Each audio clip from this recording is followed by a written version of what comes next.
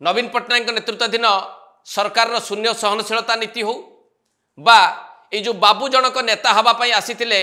5T भली गोटे व्यवस्था भितर आउ गोटे व्यवस्था तैयारी करथिले ये सबू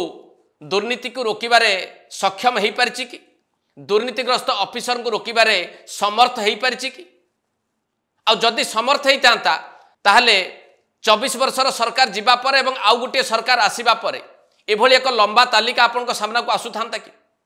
तालिका भी सरू नाही कारण ए तालिका जेते आपण